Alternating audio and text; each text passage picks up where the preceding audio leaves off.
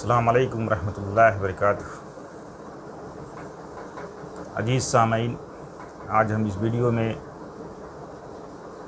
नहुम जमात का सबक नंबर 5 दो मतगैरी खती मसावात linear equations in two variables पढ़ने जा रहे हैं। इससे पहले आपने खती मसावात के बारे में पढ़ा है। खती मसावात एक मतगैरी मसावात के बारे में पढ़ा है। अब हमको क्या पढ़ना है? दो मतगैरी मसावात पढ़ना है। दो मतगैर वाली मसावात पढ़ना है। दो मतगैर खती मसावात यानी कि ऐसी मसावात हो जिसमें दो मतगैर इस्तेमाल हुए हो और उसकी कुव्वत जो है एक हो।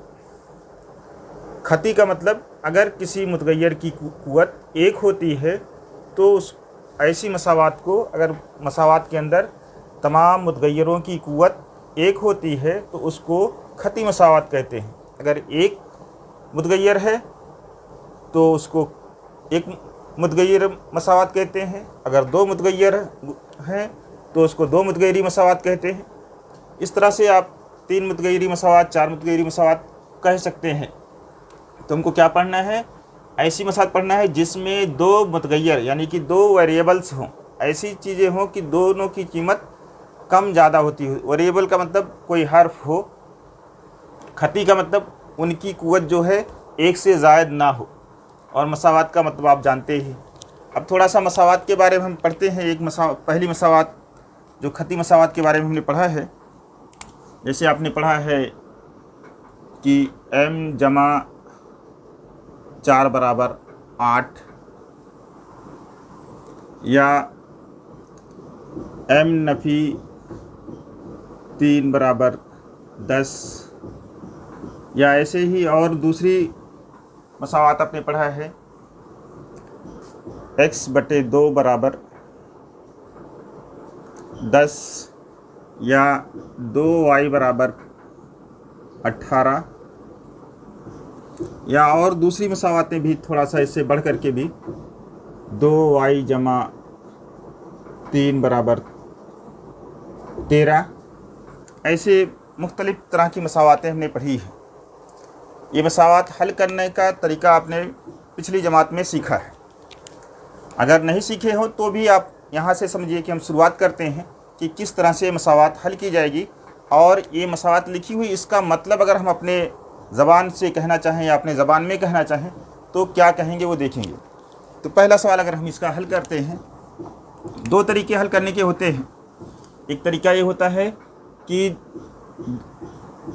पूरी मसावात को गौर से देखते हैं, मुशाहदा करते हैं, तमाम हर्फ वाली अदद को बराबर के एक जानिब कर लेते हैं और तमाम खालिस अदद जो होती है बराबर के दूसरी जानिब कर लेते हैं। फिर उसके बाद जो जमा होता है उसको जमा कर लेते हैं, जो नफ़ी होता है उसको नफ़ी कर लेते हैं। एक दूसरा तरीका होता है कि यहाँ से अगर हमको 4 ख़त्म करना है, यहाँ पर जमा 4 है तो इसमें से अगर हम 4 ख़त्म करना चाहें तो m जमा 4 है तो ये 4 को ख़त्म करना तो यहाँ नफ़ी 4 करना पड़ेगा। तो हमने बराबर के पहले नफ़ी 4 किया है, इसलिए इधर भी नफ़ी 4 करना पड़ेगा। बराबर के बाद भी नफ़ी 4 करना पड़ेगा।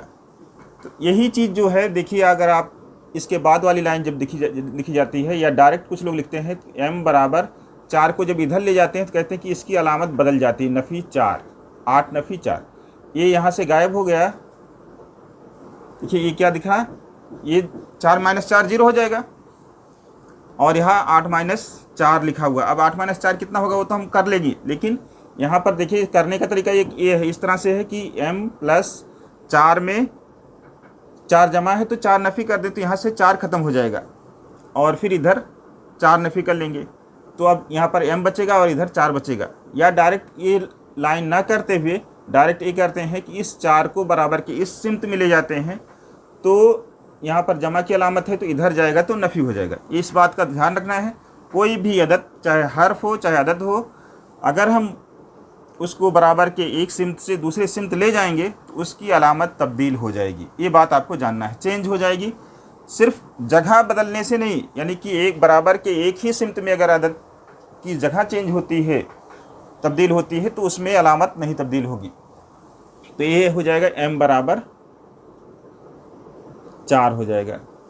अगर इसी तरह से डायरेक्ट इसको करना चाहें तो ये हो जाएगा m बराबर 3 नफ़ी में इधर है तो इधर जाएगा तो जमा हो जाएगा 10, 10 जमा 3, m बराबर 13 हो जाएगा। फिर इसी तरह से ये है। अब इसमें क्या करना है, देखिए x बटे 2 बराबर 10 है, इसको बटे 1 करके तिरछी जरब कर लेंगे। तिरछी जरब करना हम जानते हैं, ये पहला शुमार कुनिंदा दूसरा नसब नुमा, और पहला नसब नुमा और दूसरा शुमार कुनिंदा को जरब कर लेंगे। तो x को x से जरब करेंगे तो x हो जाएगा बराबर 2 जरब 10 हो जाएगा। x बराबर कितना हो जाएगा 20।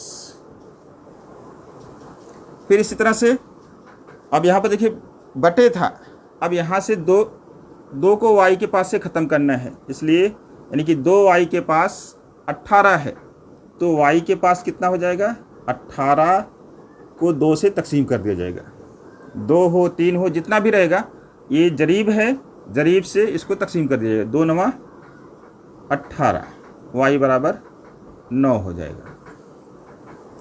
अब इधर ये भी है, इसको देखिए इसको कैसे करेंगे, इसको पहले इधर ले जाएंगे, क्या हो जाएगा 2y बराबर 13 नफ़ी 3 हो जाएगा। ये 3 सिर्फ जाएगा, अभी 2 नहीं जाएगा, सिर्फ पहले जो जमा नफ़ी में है उसको ले जाएंगे, फिर लास्ट में जरीब को ले जाएंगे। तो ये हो जाएगा 2y बराबर 10 हो जाएगा, इसलिए लिखा जाएगा y बराबर 10 बटे 2।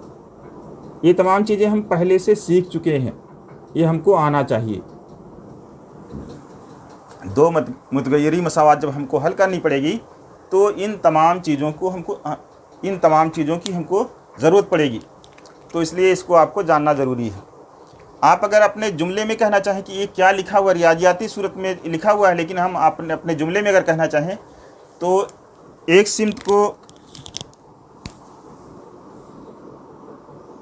और दूसरी सिमत, 2 सिमत हैं, दोनों को आप 2 अलग अलग चीज़ मान लीजिए, या 2 फ़र्द मान लीजिए, या 2 स्टूडेंट हम फ़र्ज़ कर लेते हैं कि एक स्टूडेंट ए है और एक बी है। अब सवाल ऐसा नहीं, मतलब आप क्या कहते हैं, पहली बुझाते हैं, पजल्स करते हैं कि हमारे पास कितना पैसा है या तुम्हारे पास कितना पैसा है। इस तरह से अगर पहला कहना चाहे, अगर मालूम है उसको कि ए को या बी को कहना हो कि हमारे पास और तुम्हारे पास में क्या ताल्लुक़ है, तो कह सकता है, पहला कहेगा कि अगर आप मेरे पास 4 रुपये और होते तो आपके पैसे के बराबर हो जाता। यानी कि 4 रुपये पहले से है, ये नहीं मालूम है, वो जाहिर नहीं कर रहा है, लेकिन उसको सामने वाले की बात मालूम है कि सामने वाले बी के पास 8 रुपये है, तो कह रहा है कि अगर मेरे पास 4 रुपये और हो जाते तो आपके बराबर हो जाता। या दूसरा ये कहेगा, दूसरा ये भी कह सकता है इसका उल्टा। देखिए यहाँ पर क्या गया है कि 10, अगर ये बी वाला कहना चाहे तो ये कहेगा कि आपके पास मुझसे 3 रुपये कम है, मेरे पास जो है कितना है, 3 रुपया तुमसे ज़्यादा है। हाँ, ये अगर बी अगर कहेगा तो ये बी कहेगा कि मेरे पास जो है आपसे 3 रुपये कम है। जब आपके पैसे ए में से 3 रुपया नफ़ी कर दिया जाएगा तो उसके पास कितना पैसा है पता चल जाएगा। कितना पैसा है उसके पास, 13 रुपये है। एम के पास, एम यानी एक फ़र्द है और दूसरा फ़र्द दूसरे सिमत में है, उसको कैलकुलेट करके निकालना है। इसी तरह से आप कह सकते हैं कि इसके पास ये जो है क्या है, ये 10 है ना, x बटे 2 बराबर 10, यानी कि x यानी ए पहला वाला अगर हम ए लेते हैं तो ए वाले का आधा जो है, जितना ए वाले के पास है उसका निफ्स उसके पास है। पैसे की बात है तो पैसा है, और उम्र की बात है तो उम्र भी हो सकती है, ऊंचाई, वज़न, कुछ भी हो सकता है। तो अगर उसके पहले वाले का, ए वाले का निस्फ कर दिया जाए तो दूसरे के बराबर हो जाएगा। यानी कि कितना हो जाएगा, ए पहले वाले का निस्फ जो है ये इसके बराबर है, तो पहला वाला कितना है, x कितना है, वो 20 आ जाएगा। इसका निस्फ यानी कि 20 का निस्फ कितना है, 10 है। फिर या ये कहे कोई पूछे कि अगर ये 18 है और ये 2y है, तो 18 वाला ये कह सकता है कि मेरे पास जो पैसा है वो तुमसे 2 गुना है, 2 गुना है। यानी कि तुम्हारे पास y रुपया है, तो y को अगर 2 से ज़रब किया जाएगा तो उसको 2 गुना कहा जाता है, दुगुना कहा जाता है। अगर 3 से ज़रब किया जाता है तो 3 गुना कहा जाता है, 4 से ज़रब किया जाता है 4 गुना कहा जाता है, इस तरह से कहा जाता है। तो ये आपकी एक मसावात हो गई। अब दूसरी चीज़ आती है दो मतगैरी खती मसावातें। यानी इसी तरह से अगर दो मतगैया इस्तेमाल हों तो उसको दो मतगैरी खती मसावातें कहते हैं। जैसे अगर आपका सवाल है, कोई दिया गया है कि x प्लस वाई बराबर 20 है, x प्लस वाई बराबर 20। इसका मतलब ये हुआ कि x और y के पास मिला करके, चाहे वो पैसे हो या x और y की उम्र हो मिला करके, या दोनों का वज़न हो, या और कोई दूसरी चीज़ हो, उसको मिला करके कितना है, 20 है। अब अगर आपसे पूछा जाए तो आप क्या कहेंगे, जवाब क्या देंगे कि x और y के पास कितना कितना हो सकता है, तो कयास लगाया जा सकता है कि इतना इतना हो सकता है। कंफर्म नहीं होगा, लेकिन ये होगा कि इसके पास इतना इतना हो सकता है। यानी x के पास इतना हो सकता है, y के पास इतना हो सकता है। जैसे अगर आप निकालना चाहें तो इसका हल जो है, इसका हल कहलाता है वो जो आपका जवाब आएगा। अगर x के पास कुछ भी नहीं है, पैसे की बात हम कर रहे हैं, चलिए x के पास अगर 0 रुपये है तो y के पास कितना होगा, 20 रुपये। इसको हल इसका कहेंगे कि x 0 है तो कितना हो जाएगा, y 20 हो जाएगा। फिर इसी तरह से x को एक एक बढ़ाते जाएं और ये एक एक कम होता चला जाएगा, 2 और 18 ऐसे कम करते चले जाएंगे तो एक हालत ऐसी आएगी, ये 19 हो जाएगा और ये 1 हो जाएगा, और फिर लास्ट वाले में ये बाजी पलट जाएगी, ये 20 हो जाएगा और ये 0 हो जाएगा। जैसे ये 0 से 20, ये 0 था, ये 20 था, अब उलट करके क्या हो गया, ये 20 हो गया, ये 0 हो गया। यहाँ से लेकर के यहाँ तक के तमाम आंसर सही माने जाएंगे। फिर इसी का उल्टा जवाब जो आएगा आपका, फिर वापस से कि अब इसमें 1 बढ़ाते जाएंगे, इसको 19 करेंगे और इसको 1 करेंगे, तो आंसर फिर इतना, जितना आंसर यहाँ से यहाँ तक आया है उतना ही आंसर यहाँ से यहाँ तक भी आएगा। तो इस तरह से इसका एक जवाब हुआ। ये जवाब, कोई भी आंसर जो है इसका, इस मसावात का हल ये कहलाएगा। यानी कि ये दोनों अदद कोई भी इसमें रख दी जाएगी तो ये मसावात मुतमईन हो जाएगा। हल होने का मतलब कि मुतमईन कर देना, यानी कि ये दोनों कीमत इसमें रख दी जाए दोनों की जगह पर, तो वो मसावात का लेफ़्ट साइड और राइट साइड दोनों बराबर दिखने लगे, उसको मुतमईन कहते हैं। फिर इसी तरह से अगर दूसरा कोई कहता है कि x माइनस वाई जो है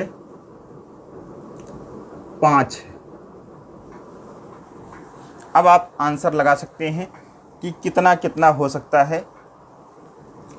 x में से y को नफ़ी करने पर 5 आता है, यानी कि आप अगर ये समझे कि कितना है, x 6 है और उसमें से 1 नफ़ी कर दें तो 5 आ जाएगा, और 7 है तो 7 में से 2 नफ़ी कर देंगे तो भी 5 आ जाएगा, या 8 है तो 8 में से 3 नफ़ी कर देंगे तो आ जाएगा।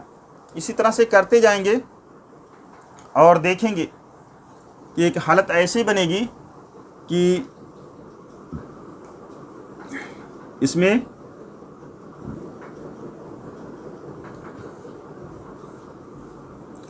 पंद्रह में से अगर हम लेंगे, इसमें ऐसे करते जाएंगे, 15 में से कितना नफ़ी करना पड़ेगा, 5 नफ़ी करना पड़ेगा, और फिर 16 में से कितना नफ़ी करना पड़ेगा, नहीं सॉरी 15 में से 10 नफ़ी करना पड़ेगा, सॉरी अब 16 में से कितना नफ़ी करना पड़ेगा, 9 नफ़ी करना पड़ेगा। तो ऐसे ही हम कीमत ले सकते हैं। तो ये इस मसावात का हल कहलाएगा, और ये जो तमाम आंसर हैं इस मसावात के हल कहलाएंगे। जैसे इसमें भी आया है ऐसे इसमें भी आ सकता है, कोई वो नहीं है। प्लस वाले के साथ भी आ सकता है, माइनस वाले के साथ भी आ सकता है। अभी हम सिर्फ प्लस वाले को लेकर के ही कर रहे हैं। इसकी वैल्यू माइनस में भी ली जा सकती है, एक्स की या वाई की वैल्यू एक की माइनस में ले लें, एक की प्लस में ले लें, तो भी आंसर आपके बहुत सारे आंसर इसके आएंगे, इसमें भी वैसे ही आएंगे। अगर हम इन दोनों मसावात को गौर से देखें कि ये दोनों मसावात हैं और इसका हल निकालना चाहें, तो एक हल 15 माइनस 10 यहाँ पर, और ऐसे ही जब इसके पास जाएंगे तो एक आपको दरमियान में मिलेगा 15 और 5, 15 और 5, 15 और 5 को जमा करेंगे तो 20 आएगा, और 15 में से 10 नफ़ी करेंगे तो 5 आएगा। अब इन दोनों का जो एक कामन हल है, जो इसमें भी है और इसमें भी है, इन दोनों मसावात का हल कहलाएगा। इस मसावात और इस दोनों मसावात का हल कहलाएगा। यानी इसको और इसको जब हल किया जाएगा तो उसका आंसर कितना आएगा, 15 और 5 आएगा। जब कभी भी इसी तरह से, अब इसी को हमको आगे समझना है, जब कभी भी दो मतगैरी वाली मसावात की एक जोड़ी का एक साथ मुश्तरक हल एक होता है, मुश्तरक हल निकाला जाता है, तो वो क्या कहलाता है, हमजाद मसावातें कहलाती हैं। यानी कि एक जोड़ी दो मतगैरी मसावातों को एक साथ उसको हल निकाला जाए और उसका मुश्तरक हल ढूंढा जाए, तो अगर उसका मुश्तरक हल आ जाता है तो ऐसी जोड़ी जो दो मतगैर वाली मसावात होती है उसको क्या कहते हैं, हमजाद मसावातें कहते हैं। तो हमको यहाँ पर हमजाद मसावातें पढ़ना है। हमजाद मसावातें क्या होती हैं, जब दो मतगैरों की दो खती मसावातों का बैक ख्याल करके इनका मुश्तरक हल हासिल होता है, तब उन मसावातों को हमजाद मसावातें कहते हैं। किसको कहते हैं, जब दो मतगैरों की दो खती मसावातों का बैक ख्याल करके इनका मुश्तरक हल हासिल होता है, तब उन मसावातों को हमजाद मसावात कहते हैं। यानी कि ऐसी दो मसावातें हों जिसका एक मुश्तरक हल आता हो, दोनों को हल करने पर दोनों का हल जो है एक कामन मिल जाता है, तो उसको ऐसी मसावातों की जोड़ी को क्या कहते हैं, हमजाद मसावातें कहते हैं। हमको हमजाद मसावात पढ़ना है, यानी कि दो मसावातों को हल करके उसका मुश्तरक हल क्या आएगा उसको निकालना है हमको। आइए अब हम देखते हैं कि हमजाद मसावातें किन तरीक़ों से हल की जा सकती है। साइमल्टेनियस इक्वेशन का सलूशन किन मेथड से हम मालूम कर सकते हैं। यहाँ पर दो तरीके बताए गए हैं आपको, दो तरीके से आपको हमजाद मसावातें हल करना है। जो भी तरीका आपको आसान लगेगा उस तरीके से आप कर सकते हैं। पहला तरीका है मुतगय्यर का अखराज से हमजाद मसावातें हल करने का तरीका। ये एलिमिनेशन मेथड कहलाता है, एलिमिनेशन मेथड।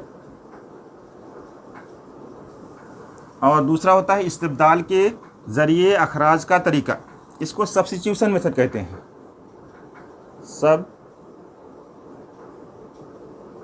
Substitution method. दोनों तरीका हमको यहाँ पर पढ़ना है। एक क्या है, एलिमिनेशन मेथड, दूसरा सब्स्टिट्यूशन मेथड।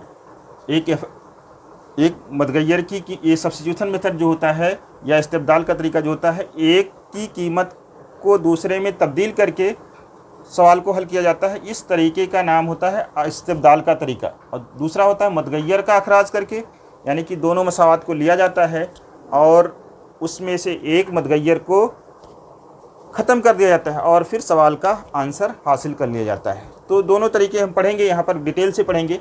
उम्मीद है कि हर सवाल को आपको एक्सरसाइज में इस्तिब्दाल के तरीके से भी करना है और हमजाद मसावात के तरीके से भी करना है, तो हर सवाल को हम दोनों तरीके से कराएंगे।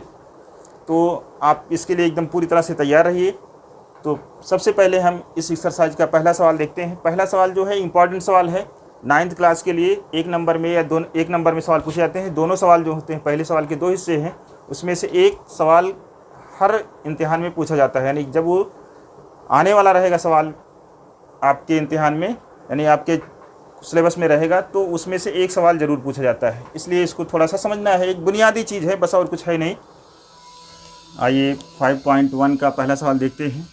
पहले सवाल में कहा गया है मुतगय्यर x और y का इस्तेमाल करके 5 दो मुतगय्यरी खती मसावातें लिखी। क्या लिखना है? x और y मुतगय्यर का इस्तेमाल करके दो मुतगय्यरी खती मसावातें लिखना है। मसावात लिखने के लिए देखिए सिंपल सी, x लिखेंगे, y लिखेंगे, बराबर की अलामत मसावात में लगाई जाती है, और देखिए खती मसावात है इसलिए x और y की कीमत क्या होगी? कुव्वत जो है 1 होगी। अब आपको मसावात बनाना है तो यहाँ पर देखिए एक दायरा हम यहाँ पर बना रहे हैं, एक दायरा यहाँ पर बनाया गया है और एक दायरा यहाँ पर बनाया गया है। इन दायरों में आपको सही अदाद लिखना है जीरो को छोड़ करके। पहले दो दायरे में कोई भी दो सही अदद आप लिखेंगे जीरो को छोड़ करके। इस दायरे में जीरो को भी शामिल किया जा सकता है। इस तरह से इसमें अगर आप 5x जमा 4y लिखें, ये दायरे में क्या आया? जमा 4 बराबर 80। अब यहाँ पर अगर हम इस तरह से लिखें नफ़ी 2x नफ़ी 3y बराबर 16, कुछ भी लिख सकते हैं। आपको जो भी अदद पसंद आती है प्लस वाली। इसमें देखिए अगर पहले में x का ज़रीब में प्लस वाली अदद लिखी जाएगी तो अलामत नहीं लगाई जाएगी, लेकिन y के साथ में जो भी ज़रीब रहेगा ये ज़रीब कहलाता है। x और y का ज़रीब x का ज़रीब 5 है और y का ज़रीब 4 है, जमा है, मुस्बत है, और इसमें x का ज़रीब नफ़ी 2 है और y का ज़रीब नफ़ी 3 है, मनफी है। तो ये ज़रीब जो हो सकते हैं जमा में भी हो सकते हैं, नफ़ी में भी हो सकते हैं, और बराबर के बाद जो अदद आएगी उसको जमा में भी लिख सकते हैं, नफ़ी में भी लिख सकते हैं। हम 5 मसावातें बना दे रहे हैं। आप इसी दायरे के अंदर कोई भी अदद ले लीजिए, ऐसे भी ले सकते हैं कि x जमा y बराबर नफ़ी 4। अब यहाँ पर एक इसका ज़रीब 1 है और इसका भी ज़रीब 1 है, मुस्बत दोनों में है, तो यहाँ पर प्लस लगाने की ज़रूरत नहीं है, लेकिन यहाँ पर प्लस लगाना ज़रूरी हो जाएगा। फिर इसी तरह से आप कोई दूसरा यहाँ पर मुतगय्यर x ही लेना है, x और y ही लेना है, तो 8x नफ़ी 3y कर लेते हैं बराबर 20, या इस तरह से लिखते हैं 4x नफ़ी, और क्या लिख सकते हैं? नफ़ी लिखें या जमा लिखें, जमा 5y बराबर -25। ये 5 मसावात हमने लिख दिया है। आप इसके अलावा कोई भी मसावात लिख सकते हैं। इन दायरों में मुस्बत सही अदाद कोई भी लिख सकते हैं, उसमें कोई वो नहीं है। आप कोई भी सही अदद लिखिए, सिर्फ यहाँ पर y में या x में ज़ीरो नहीं आएगा। सही अदद का मतलब होता है मुस्बत वाली अदद भी और मनफी वाली अदद भी, और बटे वाली भी अदद लिख सकते हैं। अगर कोई यार इस तरह से कहे कि हम यहाँ पर ऐसे कर दे रहे हैं कि बटे 2 5/2 कर दे रहे हैं, तो भी ये सही है। तो इस तरह से आप कोई भी अदद नातिक अदद लिख सकते हैं। इसमें नातिक अदद लिख सकते हैं जीरो को छोड़ करके, सिर्फ x और y के ज़रीब में। अगर x और y का ज़रीब में जीरो अगर लिख देंगे तो क्या हो जाएगा? x एक जो मुतगय्यर ख़त्म हो जाएगा, तब वो दो मुतगय्यर नहीं रह जाएगा। अब दूसरा सवाल इसका है x + y बराबर 7। तो वही जैसे हमने शुरुआत में तमहीद में बताया कि दो लोगों के पास मिला करके 7 रुपये है, या ये कहिए कि दो लोगों की उम्र मिला करके 7 साल है, या दो लोगों का वज़न मिला करके 7 है, तो क्या क्या हो सकता है? तो आप कहीं से भी शुरू कर सकते हैं। हल जो है लिखने का तरीका जो है इसमें ऐसे लिखा जाता है, छोटे कौस के अंदर कामा से जुदा करके दोनों अदद लिखी जाती है। ये 0 और 7 लिख सकते हैं, 1 और 6 लिख सकते हैं, 5 इस तरह से एक एक इसमें बढ़ाते जाएंगे और एक एक इसमें कम करते चले जाएंगे। 5, फिर 3, 4, फिर 4, 3, ये 5 हो गया। फिर ऐसे आप करते करते चले जाएंगे तो क्या आएगा आपका लास्ट में, इधर 7 आ जाएगा और इधर 0 आ जाएगा। फिर आपको क्या करना पड़ेगा, इधर से 1 इसको कम करना पड़ेगा, इधर 1 बढ़ाना पड़ेगा। तो ऐसी भी आदत मिल सकती है। या अगर कोई दूसरी तरीके से कोई जवाब देना चाहे, इस तरह से जवाब देना चाहे कि 10 और नफ़ी 3, ये भी सही है। तो जैसे भी हो सके, मतलब नफ़ी सिर्फ जमा वाली आदत लेकर के उसका आंसर बताया जा सकता है और नफ़ी वाली भी आदत लेकर के बताया जा सकता है। वज़न में और उम्र में ऐसा नहीं बताया जा सकता है, लेकिन पैसे के बारे में बताया जा सकता है कि 2 लोगों का पैसा मिला करके कितना हो रहा है, 7 रुपये हो रहा है। तो 10 रुपये एक के पास है और एक के पास 3 रुपया कर्जा है। जब वो कर्जा चुकाएगा तब उसके पास जो पैसा है वो बताया जा सकता है। तो 3 रुपया उसको दे करके उसका कर्जा चुकाया जाएगा, तब कितना दोनों लोगों के पास मिला के बचेगा, वो आपका आंसर 7 आएगा। किसी तरह से भी हल करके इसको हम देख सकते हैं, दोनों कीमत रख करके ये आंसर हो जाएंगे। 5 ही नहीं, बेशुमार हो जाएंगे आंसर। जमा ये नफ़ी और जमा ले करके करेंगे तो बहुत सारे हो जाएंगे। और इसमें भी हम लातादाद इक्वेशन बना सकते हैं, 2 वेरिएबल्स के बहुत सारे इक्वेशन बना सकते हैं। ये जब 1 नंबर में या 2 नंबर में पूछा जाता है तो 1 हल या 2 हल पूछा जाता है, 1 मसावात या 2 मसावात पूछी जाती है। तो इस तरह से ये सवाल हल हो जाता है। जज़ाकल्लाह खैर।